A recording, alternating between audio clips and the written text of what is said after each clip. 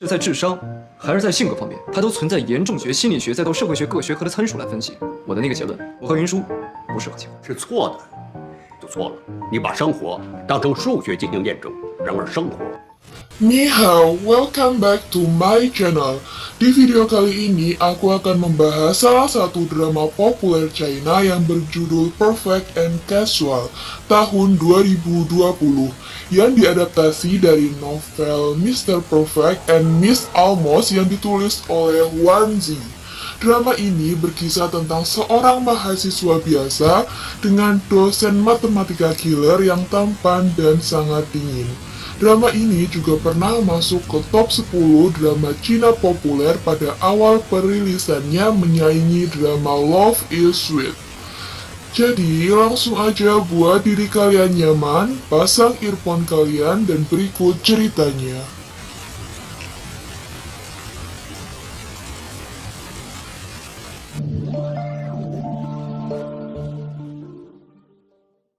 Yun Shu panik melepaskan pegangan tangan Xinian dan langsung menolak permintaannya.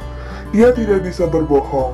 Memang Yun Shu pernah berkata bahwa kebohongan putih itu baik, tapi berbohong memacari Xinian itu terlalu berlebihan.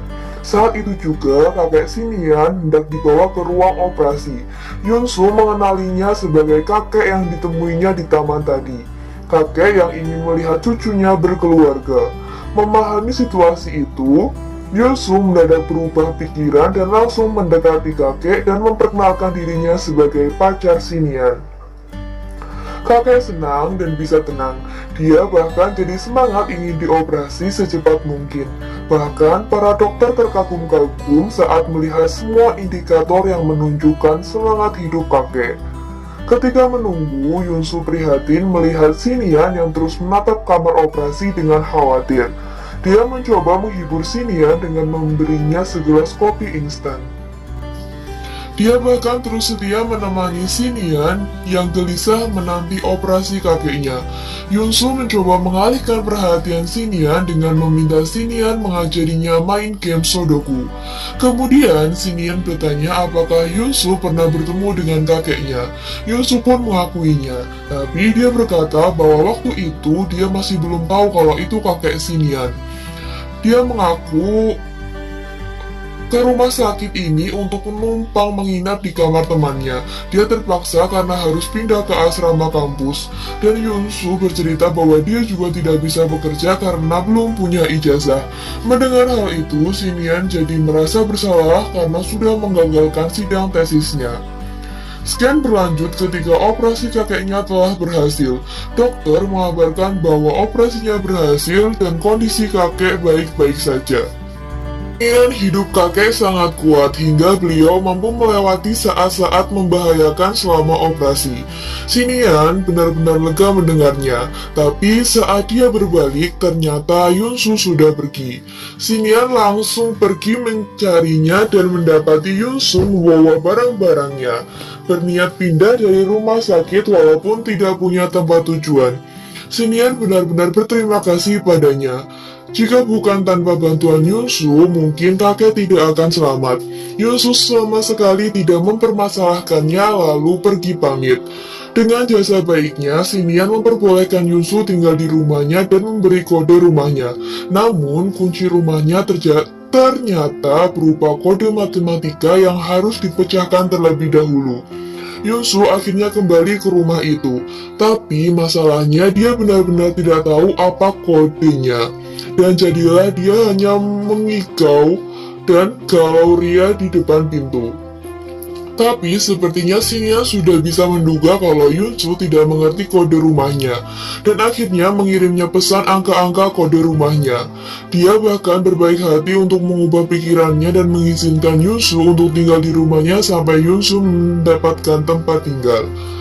Scan berganti ketika Xinian pulang ke rumah dan melihat buku gambar Yun Shu yang menggambar rumahnya dan mendapati foto-fotonya sudah ditata rapi oleh Yun Shu, yang membuat hatinya luluh. Bahkan dengan manisnya dia mengambilkan selimut untuk Yun Shu yang tertidur karena kelelahan. Tapi saat dia memakaikan selimut itu, dia agak terganggu dengan pemandangan mulut Yunsu yang terbuka. Akhirnya memutuskan untuk menyelimuti Yunsu sampai menutupi seluruh kepalanya. Ketika Xingyan keluar dari kamar, tak lama kemudian dia berjalan sambil nyemil Poki, tapi malah mendapati Yunsu bergerak-gerak gelisah dalam tidurnya dengan kepala masih terbungkus selimut. Xingyan jadi cemas dan akhirnya membuka selimutnya, tapi Yunsu ternyata masih tidur sambil menggumam lirih memanggil sepupunya. Xingyan penasaran kemudian mendekatkan telinganya ke Yunsu. Saat tiba-tiba saja Yunsu berseru kencang memanggil si sepupu yang sudah jelas membuat Xingyan kaget hingga tidak sengaja Pokinya terjatuh ke mulut Yunsu yang terbuka lebar. Tapi Yunsu tetap tidak bangun dan Poki itu tidak bergerak naik turun di mulutnya. Xingyan jadi bingung bagaimana cara mengambil Poki itu.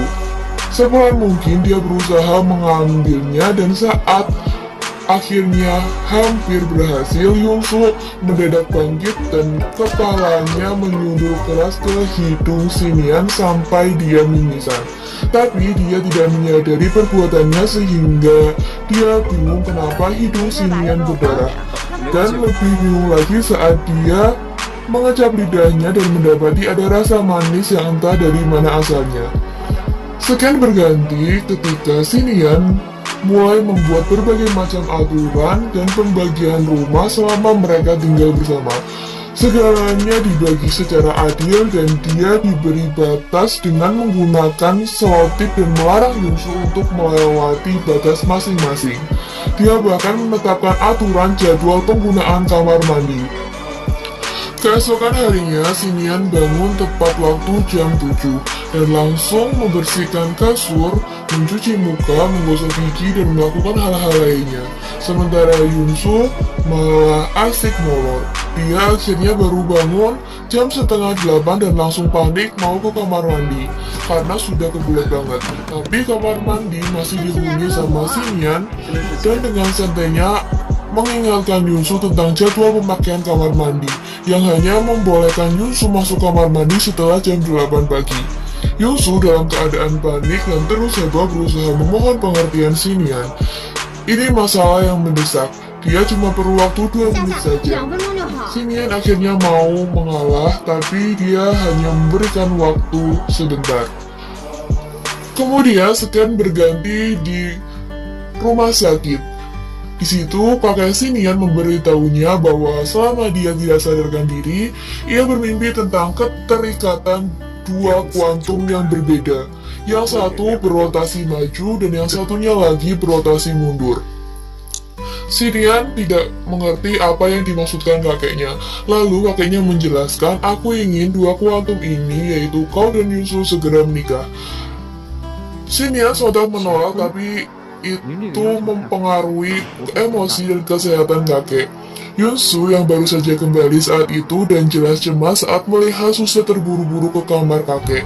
Begitu melihat Yunsu, kakek secara angin biku meminta Yunsu untuk menjanjikan sesuatu padanya. Xingyan tetap menolak, tapi Yunsu yang menjelaskan keadaan kakek dengan cepat menyela dan langsung menyetujui apapun permintaan kakek tanpa pikir panjang, padahal kakek bahkan belum mengatakan apa permintaannya. Baru saat mereka dalam perjalanan pulang, Xingyan memberitahu Yunsu tentang permintaan kakek yang kontan membuatnya menyesal. Apa yang dia janjikan kepada kakek tadi? Dia tadi cuma asal bicara hanya karena ingin menenangkan emosi kakek. Tapi tentu saja segalanya sudah terlambat. Yunsu merasa sudah diperdaya sama Xingyan. Mulai dari saat Xingyan memintanya untuk jadi pacar bohongan sampai diajak pindah ke rumahnya dan sekarang malah disuruh nikah dengan dia. Pada awalnya Yunsu ingin mengatakan yang sebenarnya, tapi ketika di rumah sakit dia mendapati bahwa kakek Xingyan telah mengundang saudara-saudara dekatnya dan memperkenalkan Yunsu sebagai calon istri Xingyan, yang membuat Yunsu tidak jadi mengatakan yang sebenarnya. Parahnya lagi, saat dia hendak pergi, salah satu bibi mendadak menyusulnya dan menasihatinya untuk cepat-cepat punya anak. Soalnya Xingyan sudah tidak muda lagi. Yunsu yang masih muda, dia pasti akan cepat pulih pasca melahirkan. Bingung bagaimana harus menanggapinya, Yunsu cuma bisa tersenyum dengan canggung sambil mengangguk-anggukkan kepalanya saja. Sekian berganti ketika kakak Yunsu yaitu Yunwan nelponnya dan mengatakan bahwa dia akan kembali ke Cina. Parahnya lagi, dia mengatakan bahwa dia akan tinggal di rumahnya Yunsu dan menyuruh Yunsu untuk menyiapkan satu kamar untuknya. Lalu dia tiba-tiba menutup teleponnya begitu saja, bahkan sebelum Yunsu mengatakan apapun. Malam harinya, Yunsu berniat untuk mengatakan sesuatu pada Xinian. Tapi Xinian juga ada urusan dengannya dan langsung duluan menanyainya tentang tinggi badannya. Yunsu mengatakan bahwa tingginya adalah 170 cm. Tapi Xinian tidak percaya dan langsung mendekat untuk mengukur kepala Yunsu yang ternyata cuma setinggi hidungnya. Tinggi Xinian sendiri adalah 183 cm, jadi tinggi Yunsu seharusnya tidak lebih dari 166 cm. Yunsu mengatakan jika dibulatkan adalah 170 cm. Mengabaikan protesnya, Xinian terus menanyai tentang segala hal, menyuruhnya melakukan ini dan itu. Lalu tiba-tiba dia mendekat sampai membuat Yunsu gugup, padahal dia hanya mengecek kupingnya Yunsu. Yunsu bingung, lalu Xinian mengatakan bahwa dia sedang memeriksa dominasi genetik pada tubuhmu jika dicocokkan denganku untuk mengevaluasi apakah ada kecacatan genetik pada keturunan kita. Lalu dia mengatakan pada Yunsu bahwa dia tidak perlu khawatir. Aku tidak benar-benar ingin punya keturunan denganmu. Sebenarnya dia hanya ingin membuktikan pada kakek bahwa mereka tidak cocok untuk menikah melalui penilaian secara statistik, biologis, psikologis, dan segala macam ilmu lain. Xinian harus memakai cara ini untuk membuktikannya. Dia yakin cara ini akan berhasil. Dia dan kakeknya sama-sama ahli matematika, jadi satu-satunya hal yang bisa meyakinkan mereka hanyalah data. Ketika di rumah sakit, Xinian sedang ceramah panjang lebar menjabarkan teorinya tentang alasan ketidakcocokan antara dirinya dengan Yunsu pada kakek dinilai secara IQ, kepribadian, psikologi, sosiologi, dan dari segi lain-lainnya. Itu membuat mereka berdebat.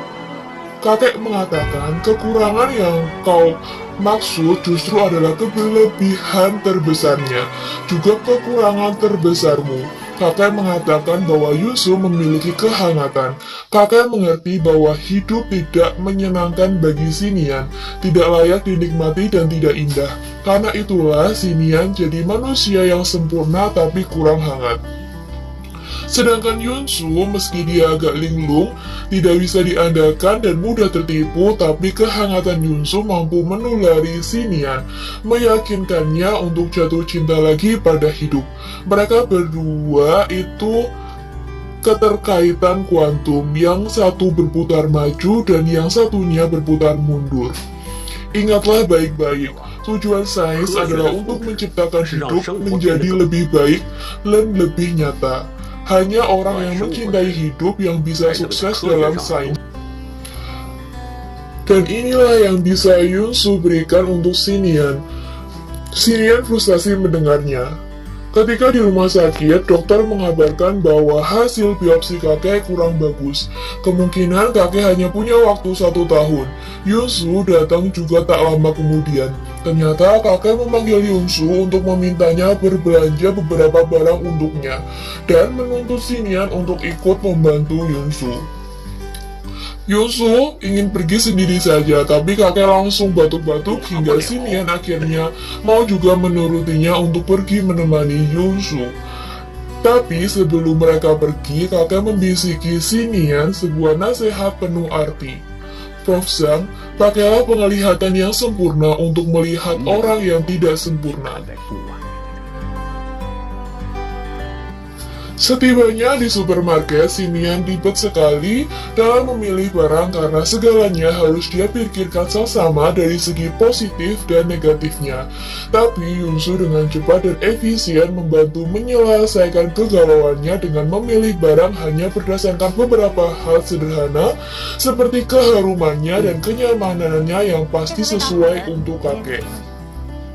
Saat akhirnya mereka harus ngantri di kasir, Xinian sampai terkagum-kagum dengan cepatnya mereka berbelanja. Biasanya kalau dia berbelanja sendiri, dia membutuhkan waktu sampai 1,5 jam, tapi sekarang cuma membutuhkan waktu 20 menit. Kemudian seseorang ibu yang berada di depannya kebingungan tidak bisa membayar belanjaannya karena dompetnya ketinggalan. Dan tiba-tiba saja dia minta bantuan Yunsu untuk meminjamkan uang. Dia meyakinkan kalau dia tinggal di dekat sini dan akan mengembalikan uangnya dalam waktu 10 menit. Yunsu seperti biasanya langsung percaya begitu mudah, bahkan meminta Xinian untuk meminjaminya uang, soalnya uangnya sendiri kurang. Padahal Mbak Kasir sudah memberinya isyarat untuk tidak mempercayai si ibu ini. Xinian juga memperhatikan ekspresi mencurigakan si ibu dan langsung yakin kalau ibu itu tidak akan mengembalikan uangnya. Si ibu dengan gigih meyakinkan kalau dia pasti akan mengembalikannya. Yunsu benar-benar percaya dengan janjinya sehingga Xinian akhirnya terpaksa menurutinya dan meminjamkannya uang. Tapi sampai beberapa lama mereka menunggu, si ibu tidak kunjung datang. Xinian jadi semakin yakin kalau ibu tidak akan datang dan mengajak Yunsu untuk pergi saja sekarang. Tapi Yunsu menolak dan bersikeras untuk menunggunya. Dia yakin si ibu pasti akan kembali. Sudah lewat 23 menit. Itu membuat Xinian terus mengomeli Yunsu. Dia mengatakan bahwa pada dasarnya dunia ini tidak sesederhana pikiranmu. Mana ada orang yang mau menipumu akan bilang aku mau menipumu. Itu membuat Yunsu kesal dan mengatakan bahwa jika kita selalu menanggapi dunia ini dengan waspada, maka dunia ini akan sangat membosankan. Tapi tepat saat itu juga omelan Xinian tiba-tiba terbungkam saat si ibu tadi benar-benar kembali. Dia agak lama karena kesulitan mencari mereka. Bahkan bukan cuma mengembalikan uang mereka, dia juga mengasih mereka bonus sebungkus permen dan setulus hati mengucapkan terima kasih pada mereka. Yunsu senang dan langsung mengembalikan uang itu ke Xinian. Pak Zhang, lihatlah, di dunia ini masih ada kehangatan. Ayo pulang. Kejadian ini membuat Xinian jadi memikirkan kembali nasihat kakeknya tadi. Hingga tiba-tiba saja dia membuat keputusan besar. Yunsu, sudah aku pikirkan, mari kita menikah. Dengan masih mengantuk, Yunsu asal saja mengiyakannya. Dan baru saja sadar sedetik kemudian dengan kaget mengatakan, apa? Lalu Xinian mengatakan, mari kita menikah. Setiap orang pasti memiliki kekurangannya masing-masing. Bahkan mereka yang mengatakan mereka perfeksionis pun juga memiliki kekurangan. Karena terkadang kelebihan terbesar kita adalah kekurangan orang lain. Dan kekurangan terbesar kita adalah kelebihan bagi orang lain.